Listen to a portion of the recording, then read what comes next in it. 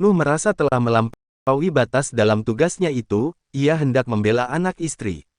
Allah menegurnya sebagai orang yang tidak tahu persoalan orang yang akan dibelanya. Nuh segera menyesali perbuatannya dan segera bertobat. Tuhanku, aku berlindung kepadamu, supaya tidak memohonkan sesuatu yang tidak ku ketahui.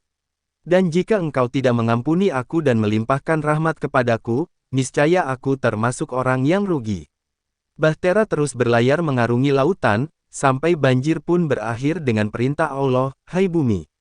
Telanlah airmu, dan hai langit, hentikanlah hujanmu. Air pun surut dan perintah terlaksana. Bahtera sudah berlabuh di atas gunung Judi. Judiyu, gunung. Sampai datang firman Tuhan berikutnya, hai Nuh. Turunlah dari Bahtera, disertai salam sejahtera dan berkah dari kami atasmu dan atas semua umat yang bersamamu. Tetapi ada beberapa umat yang kami beri kesenangan, kemudian akan ditimpakan azab yang pedih dari kami, surat Hud atau surat ke-11 ayat 25-49. Dalam perjanjian lama cerita tentang Nuh terdapat dalam 4 bab panjang Kejadian 6-9. Dalam perjalanan ceritanya, dari awal sampai akhir, hampir dalam segala hal terdapat banyak perbedaannya dengan yang ada di dalam Quran, meskipun sama-sama mengalami banjir besar.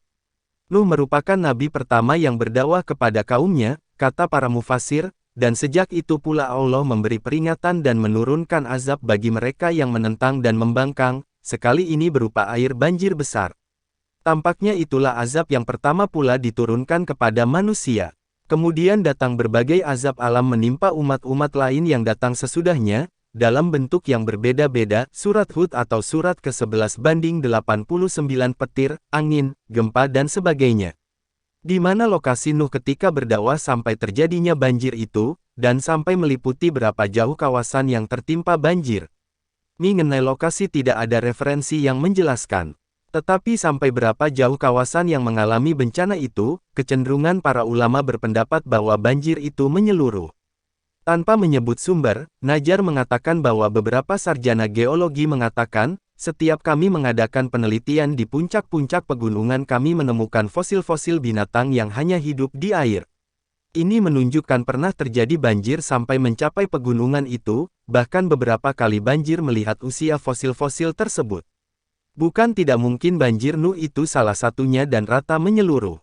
Pegangannya firman Allah, dan kami selamatkan keturunannya yang terus menetap di bumi, surat Safat atau surat ke-37 ayat 77.